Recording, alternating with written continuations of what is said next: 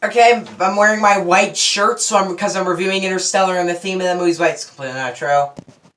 I have a dress code at my school. You guys know I go to school, right? We have a dress code where you have to wear like a solid color. That's a colored shirt. I don't know why I'm saying this, but that's why I'm wearing this white shirt. So if you ever see me wearing like a shirt that kind of looks like this, it's because I kind of have to, you know? Sorry that. I don't feel like changing, so why not? But this is a movie that I had to let sink in, so why my review is a lot later than I wanted it to be is because the movie was, it just needed to let it sink in. Now it's sinked in enough to the point, and now I am going to be busy because I'm rewatching the entire Lord of the Rings trilogy again because I'm like, I need to watch those movies again. Also, I'm seeing Crazy Rich Asians tomorrow, and I'm going to review that. I just have so much going on this weekend. My short film, I'm making on Sunday. So I just didn't feel like I had the time to review Interstellar. And this is like my last moment to review this movie before next week. And I don't want to wait that long. So let's review Interstellar. Here comes the money. Money, money, money. Dollar, dollar. Dollar, dollar. I'm coming back. Interstellar. Or modern 2001 A Space Odyssey. I've never seen 2001 A Space Odyssey. I should probably hide, because they're all going to come and kill me. Look, I've said that I don't really love 70s movies a lot. That's because they're usually outdated. Jaws and Star Wars are exceptions. And there are more exceptions than that, and Indiana Jones, and things like that. But there are a lot of films that look kind of outdated then. So I don't particularly love the films. But 2001 A Space Odyssey is a 60s film.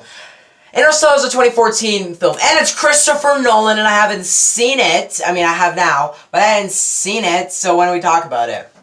So Interstellar was released in 2014, and it was like a really big deal, because, you know, it's Christopher Nolan. He released the trailer literally a year before the movie came out, and we're just hyping it. I didn't actually know, I think I already heard about it, but I wasn't a Nolan fan back then. I'm sorry. I wasn't a big Nolan fan back then. I don't think I was a huge movie fan in 2014. I mean, I saw like I saw The Winter Soldier and Guardians of the Galaxy on Redbox. Yeah, I wasn't a huge movie fan then. But I saw The Hobbit because I loved Lord of the Rings then. I saw The Hobbit in theaters. I think it was the only movie I saw that year in theaters. But everybody else saw Interstellar while I was at The Hobbit. But Interstellar is about a guy, what's his name? Oh yeah. Well, I can't remember his name. But you all know who I'm talking about. I think I'm doing that right. I'm gonna get back onto Interstellar. And Interstellar, that guy, I'm not remembering his name, and I feel bad for not remembering his name. He's been invited, like, hey, do you want to go in space and do interstellar travel? Because, you know, our world is dying now. You know, the crops aren't doing good. And he's like, I got kids at home. He's like, no, you should go. So then they go. He goes up into space, and he goes on an epic quest adventure, which is like 2001 A Space Odyssey, which is a movie I've never seen. And when this movie came out, it got mixed reviews. Jeremy Jens thought it was okay. Chris Tuckman thought it was okay. Rotten Tomatoes thought it was okay. It was okay. I put it in, like, thinking it's a movie I've needed to watch for a while now, so I thought, maybe I'll like it. And is this movie okay? No, it's not even good. It's great! No, this movie, a lot of people say it's one of Nolan's worst of his modern movies. No. This is personally one of my favorite Nolan films. Like, the reason why I procrastinated wasn't because I was trying to think, like, I didn't make the review for a while, but it wasn't because I was trying to think how bad it was or how really, if I thought it was okay or not. No, I was trying to comprehend how good it was. Like, I just needed some time because I didn't even know if I could talk about it for a straight time for a review. I needed some time to process the movie. Now I have. Yeah, this movie is freaking amazing. I don't know if I have a lot of problems. I think there's like a couple problems with this movie. One problem is that there's a plot point that happens in this movie that kind of loses me. Now, one thing I'm gonna have to say, if you haven't seen Interstellar, I'm not gonna spoil the movie, but I suggest you leave. I'm not gonna spoil it, but I don't know if you should be here. Just know Interstellar is great, and I think pretty much everybody's seen it. So what am I saying? But I'll say it again. Yeah, Interstellar is great. I'm gonna say it again. The main lead in this movie, I'm forgetting his name, but he's great. I'm serious. He has one of the best performances of the 2010s. Like, Oscar-worthy performance. every scene he's in is riveting. There's a scene in it where he's crying. I'm not gonna spoil it, but he's crying, and it got me close.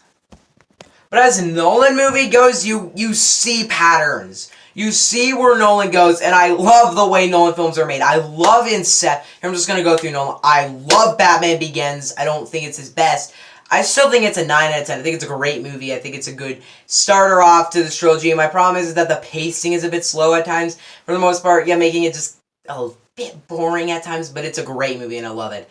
The Dark Knight is probably my favorite movie. I don't know what my favorite movie is, but every time someone asks, what is your favorite movie, I will say The Dark Knight, because it is brilliant. I made a review for it. All I can say in the review is it's The Dark Knight. You can't really make a review for The Dark Knight because it's The Dark Knight. And then Inception, it was like, we were all like, can we get Batman 3? And then it was like, no, we'll give you Inception. We were like, alright. Then we got Inception, and we were like, Nolan, you are the best. And I love Inception. I think it's a great movie. I have a review on that one as well. I think it's so entertaining, it's so thrilling, it's so good, it's so interesting. The Dark Knight Rises is also great. The conclusion to one of the best trilogies in cinema history. Yeah, it's a great conclusion to that trilogy. I've actually rewatched Dark Knight Rises a lot for a 3-hour film. And The Dark Knight. Then Interstellar was next. And I loved it. Let me just say this. It's not as good as Inception. And it might not be as good as The Dark Knight Rises. That's no insult. If you're not good at The Dark Knight Rises or Inception, that's not bad. They're The Dark Knight Rises and Inception, and it's nowhere near The Dark Knight. Also, the girl who played Murph was great. Yeah, she's in the new Nutcracker film, and I think I really want to see it now, because she was great in this movie. Every scene, there's an emotional scene, you, like, feel it. Also, the trailer for this movie, I know it's weird to compliment the trailer, but Nolan trailers are great. I don't know who makes them, but I love Inception's trailer. I love the Dark Knight trailer. I love the Dark Knight Rises trailer. And I love the Interstellar trailer. It is great. God, I should make like a top 10 best trailers of all time. But let me just say the visuals are probably some of the best we've seen in the 2010s. Like, this one's up there with Inception and those in the Infinity War. Like, that good of visuals. It's up there. Everything just looks so real. Like, everything feels like it's tugging you in. I've never seen anybody represent a black hole to the point where you can understand what's happening. Yeah, mind-blowingly Interstellar. I understand, like, yeah, it's a black hole. How do I understand that? But at the end of this movie, not the very end, but there's a scene at the end where he's, like, in this little place and something really emotional happens, and when you see that, you're gonna probably know what's happening. Maybe you don't, because there's a lot of those scenes. But he's in this place, and he, God, there's a lot of things I want to talk about. There are spoilers in this movie, but whatever. He's in this place, and then there's a reveal that happens, and my jaw just went, like, just dropped, like, yeah, the ending of this movie, it blew my mind, and I loved it. However, one thing that I think a lot of people said that binds this movie together is the dad's relationship to the daughter. Murph's relationship to, I think David was the name, I don't remember. Their relationship really does tie this movie together. Without that, it wouldn't be as good. I mean, it would be entertaining, it'd be visually impressive, the acting would be good, and it would still be a great movie. But that adds the emotional layer to this movie, which really patches this movie up for me. The emotions are real in this movie, and it's a great emotional movie, definitely. Yeah, I don't own it on DVD, and I don't know why. But I said at the beginning that I don't see why everybody thinks it's okay. No, everybody thinks it's amazing, actually. Chris Stuckman kind of embraced it as a movie. Jeremy Jahns, I think he said in his, let's see, it was in his, so Jeremy Jahns and Chris Stuckman both said in like worst movies of 2016. They both said a movie that they saw it and then they thought it was good then, and then it improved as the more they thought about it, was Interstellar. And then they both said it was amazing. I read the comments on Chris Stuckman and Jeremy Jahns' review, and they're all like, it's amazing, it's like A+, awesome-tacular. And I completely agree with them. It took me one viewing to think that movie was amazing. Guys, over the ranking of my Nolan movies, because I haven't seen every Nolan film ever, I should, but my ranking would probably go, Batman Begins is the worst, it's still a great movie. This one, the Interstellar. Then my top 3 will always be Dark Knight Rises, Inception, and The Dark Knight. This movie still being number 4. That's great. Still need to see Dunkirk.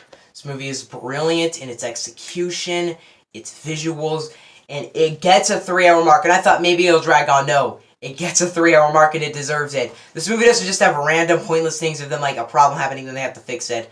No, it actually isn't. There's tie-ins to the plot. There's something happens in this movie where they go to this planet, something bad happens, and I was like thinking like, yep, that was kind of weird. And then something happens after and you think, oh my god, no, that seems amazing. I'm gonna give Interstellar a 9. I couldn't give it the 10. Why? I wanted to give it 10 so bad, but there's like a problem in it where I got a question, which is a problem, I think? I don't know. Why? Well, if you guys think this movie is great, give this video a thumbs up, because it's a great movie. If you haven't seen it, you should see it, because it's great! See you guys next time. This is another, like, 11-minute review now. I don't know. I don't want to make 11-minute reviews. Oh, sorry. But Interstellar is a 3-hour movie, so I can do that. Now I'm going to go watch Fellowship of the Ring. So, bye! Also, I'm reading the Fellowship of the Ring book, and it's amazing. It's one of the best books I've ever read.